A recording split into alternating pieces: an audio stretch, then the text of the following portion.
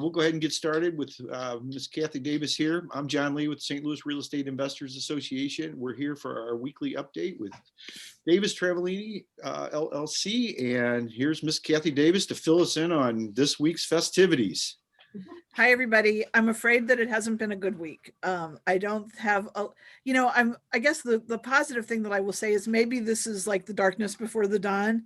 Maybe we're going to turn the corner soon. There's good news about the vaccine and that kind of thing. Although I guess the rollout might be slower than we'd all wish, but hopefully that will come true as something that we'll be getting soon. But Jefferson County is down to phase 0. And the Jefferson County folks do not, judges down there, particularly the associate judge that does the eviction docket, are not comfortable with Zoom and are not going to start having dockets, let alone trials on Zoom. Chris just told me he doesn't think that will happen down there with them. And he made some unkind comments about the trailer park residents in Jefferson County and their ability to get on Zoom anyway, but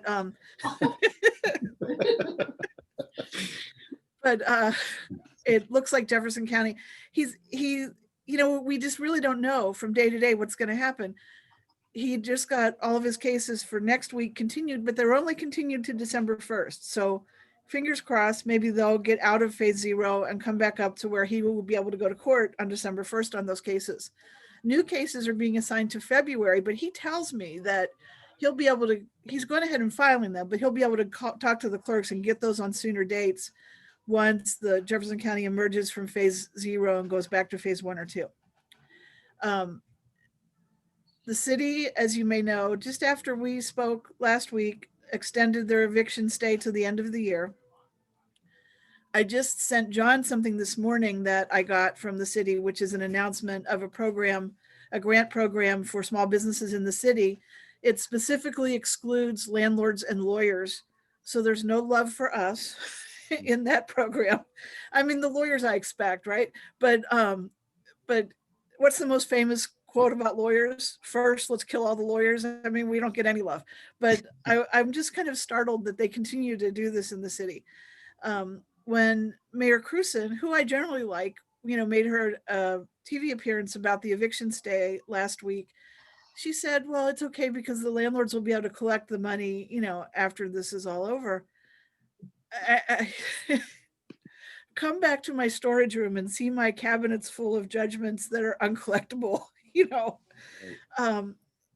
We are, willing to garnish on judgments that we have that we can't evict on. So we're still asking clients to give us employment information on people if they have it. But the city eviction stay still accepts the commercial, the 441s, the unlawful detainers and that kind of thing. And it supposedly only applies to rent evictions. You have to get with Chris or with your lawyer in the city to make sure that you have the right language in your judgment so that the sheriff will be comfortable doing those evictions. And the city is, I don't know if they're on phase 0 or phase 1 now, but we're doing everything remotely there fairly successfully with respect to the dockets and the trials. And we're getting trial dates and court dates and that kind of thing. They will be without court dates for the last couple of weeks of the year, as is typical. So I should have asked Chris before I came on. I'm not sure if you can still file to get a date this year, probably, but we might be in the last couple of days to be able to do that. In the county, you probably still have, our last court date in the county will be December 17th, and the other judges will be in that week having their last court date. The other civil judges will be changing to a new judge after the first of the year. In both the city and the county, we expect them both to be fine, our new judges, but we're waiting to get dates for after the first of the year. But we have dates through the 17th, through December 17th in the county right now. The county went back to phase 0 last Friday, which kind of means nothing to us because we're doing everything the same until they get to phase 2 and then the sheriffs can go out again. I think we should just expect that's not going to happen until after the first of the year. And obviously we're getting some, fairly dire news in the media about the spread of COVID. I think the thing that is the most frightening to me is hospitals being too full to help people. That I think is scary. And these doctors are saying that. So I find that very frightening. But in the county, a judge got COVID.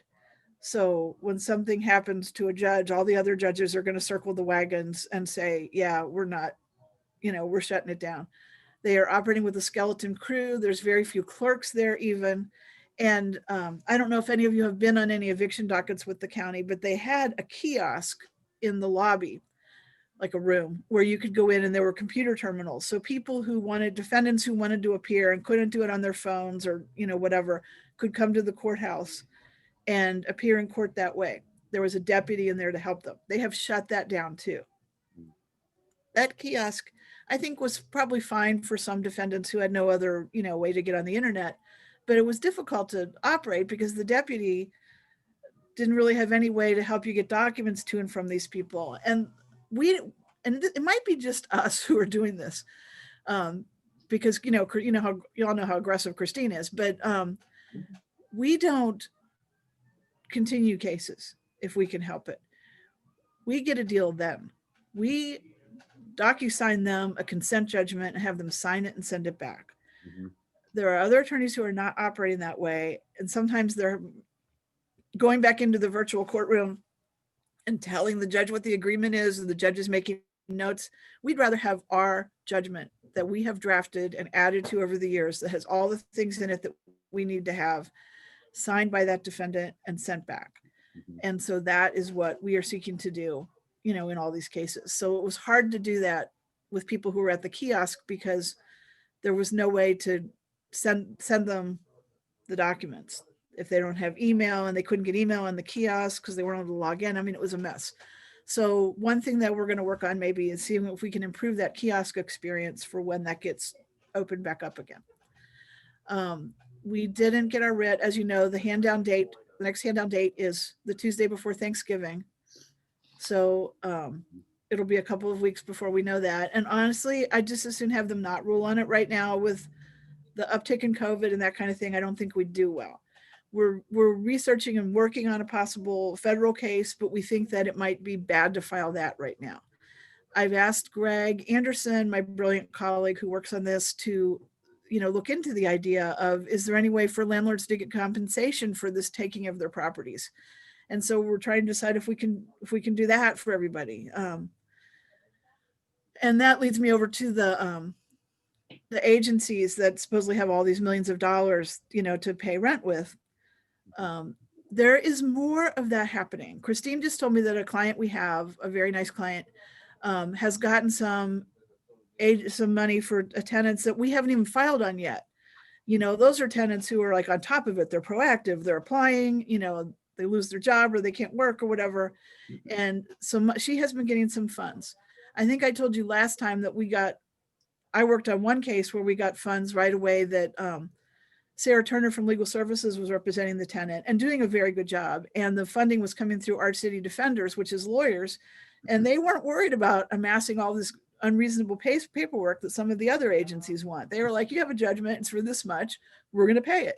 We're going to, grant out this money to you. And the check was delivered to our office. And subsequently, our client got it, was very happy. The initial things that we had been hearing about limits of $3,000 and that kind of thing seemed to have pretty much gone by the wayside. And the last document that I looked at that Chris showed me, we were not even being told that we had to dismiss evictions to get the money, just stay them. Mm-hmm. So I think the deals are getting better. I don't know that the money is flowing as quickly as it needs to be. Last week, the city announced this new grant program. And so I've been going back and forth with people at the city about this because it excludes landlords. And there's people within the city that acknowledge that that these agencies are not getting the money out as quickly as possible. So we're willing to step in and help. And I have some contacts, at the city to try to help you. So email me if you have a tenant that has applied for aid and there are roadblocks or problems or obstacles to getting that aid. There are people within the city government who recognize that they're going to lose the money on December 31st if it doesn't get granted out. And as John and I were talking before we let everybody into the room, John pointed out, we're coming on the holidays. Plus we have increased, social restrictions. So we need to get on this. Mm-hmm. The city needs to get on these agencies and get this money granted out to people. I've made threats about landlords not being able to pay property taxes, Mhm, which would affect, the city budget, which is already, I think, strained. mhm. But yeah, I mean, we have a fairly large landlord that does low income housing and had their phones cut off for a few weeks because they didn't have the money to pay the phone bill. So it's not just the tenants who are suffering. It's obviously all of y'all as well. So I can't think of anything. The various federal lawsuits in different states to try to stay the CDC ruling are not doing great. I can't think of anything else. Has anybody got any questions? Is this too much bad news all at once? I'm sorry. Well, it's real. Yeah. Yeah. Wow. Yeah. Darkest before dawn, right? We're close. Yeah, that's what they Yeah. say. Do you have any good news, Kathy? No. The election's over, kind of. I'm sorry. The election's over, kind of. Well, let's hope that gets resolved peacefully and soon. I will say this: I do election work, and there's no election fraud to be found. If you read stories about the various judges who have questioned the lawsuits challenging the election procedures, these election lawsuits are not going anywhere, which is fine. Everybody has a right to go into court and try to make their case, but I think that for the safety of our nation, everybody needs to move forward. Mm-hmm. Agreed. And make a smooth transition and everything. Mm-hmm. Hey, Kathy, I was curious, why does the city feel that it's necessary for us to pay our property taxes since they've taken upon it to prevent us from putting these people out and we have to give them free rent? I mean, has anybody thrown that? Are you asking me to find a rational explanation for that? No, there is no rational. I just said no if anyone's posed that from the legal side. Not within my powers. Not within Yeah. my powers to explain their reasoning. Mm-hmm. I mean, I think this latest amount of money seems to be helping restaurants and things like that. And those people need help too. But, I don't think the city needs to lose any more housing. Mm-hmm. And that seems to me to be what's going to happen. Mm-hmm. You would think the city would realize that once these people get evicted, no one's going to rent to them again. Sadly, or maybe good for us, people do rent to people who have been evicted before. Yeah. Mm-hmm. We recognize the names sometimes. There are some landlords who are just nice. They give somebody a second chance. I think that's more the smaller landlords and smaller investors who are willing to do that. They don't know about CaseNet, or they know about CaseNet and the person's employed now, or they feel like they've turned around, or, and they try to help them. And, nobody calls me to say, hey, all my tenants are paying the rent. Could you send them? I'll pay you to send them nice letters. People only call me when they're not paying the rent. So I don't hear about the success stories, but I have to assume that there are some of them. Mm. And I know that a lot of you are getting paid now. And I think that's great. Mm-hmm. Your tenants are still working, or they're getting assistance, or they're managing to keep paying you somehow. So good. I think we're doing some effective payment plans with people when they come to court, when they show up, and we go into the little breakout room and everything on Zoom. And I hope that some of these people are keeping these payment plans. We're obviously making deals now that we wouldn't ordinarily make because we can't evict them anyway. So, we're making a lot of deals. Like if you pay your current rent going forward, plus an additional couple $100 a month to the back rent, you can stay. And, that might be the most reasonable way for people to do this in this time.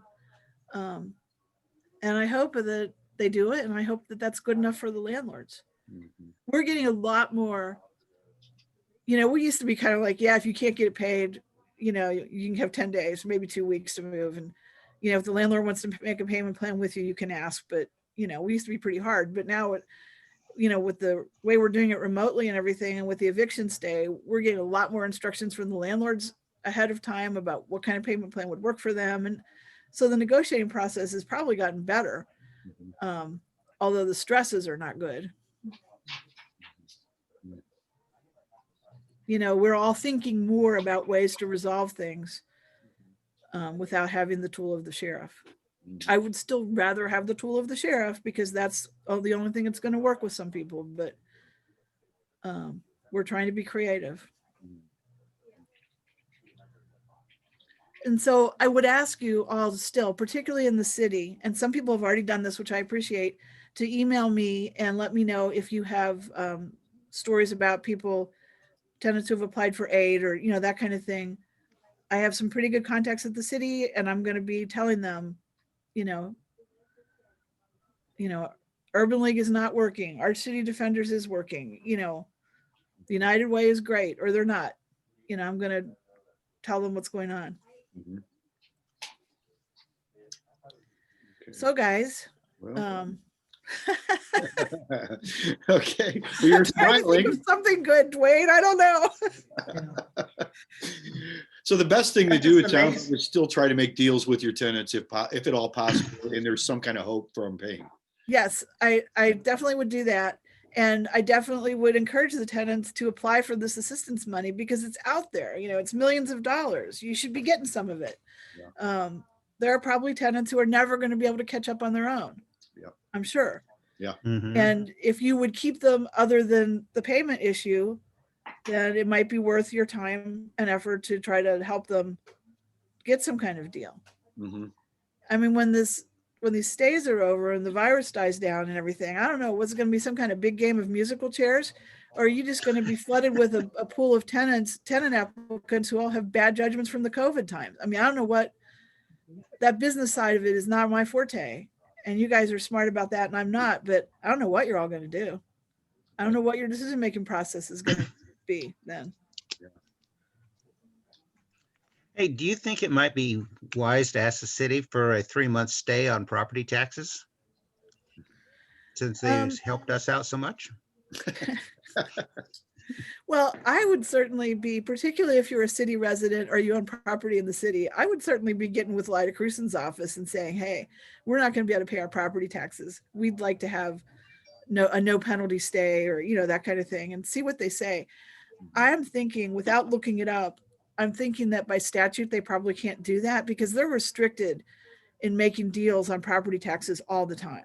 Mhm. Because of statutorily what they can do. Like at property tax sales, they can't take less than the tax amount. Mhm. Because it's by statute. That's not really my area of expertise, but of course, if someone wants to pay me to research it, but Mhm. I would definitely be, you know, live in the city, own in the city, getting with the alderman, getting with the mayor's office, you know, telling them that you're in dire straits and telling them that you need a break on the taxes. You need to stay on that. Good thought. Thanks. You're welcome. I'm sorry it's not better. No. Maybe next week I'll have something better, but don't count on it. You never know what to expect anymore. You know, it's very true. Just It's very true. I appreciate all of you guys hanging in there. well, we appreciate you very much, Kathy. I know you do. And it's nice. I look forward to this every week. It's nice to have this, but I just felt bad going into today. I went around to Chris and Christine and they hid in their offices. And I said, do you have anything good? So, well, any experience that any of us have, though, we will be happy to send that over to you. And I do encourage Perfect. everyone to do that, either good or bad, either way, because we want to hear the success stories too. There's got to be Yes. there's got to be more of that out there. Yeah. And I sent this new city program to John and it excludes property management companies, which is basically landlords and lawyers. But maybe he'll post it on your website. If you have another business in the city or another thing that might qualify for the aid, definitely apply for it. Yes, yes. The exclusions were amazing, though, and I will pass that on. Yeah, great. It is unbelievable. Yeah. Okay, guys, we'll see you.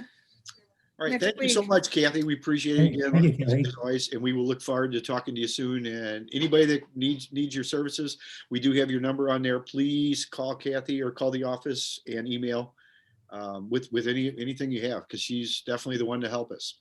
So thank you. I so much. appreciate it. You guys all stay safe until next week. You too. You too, Kathy. Okay. Okay.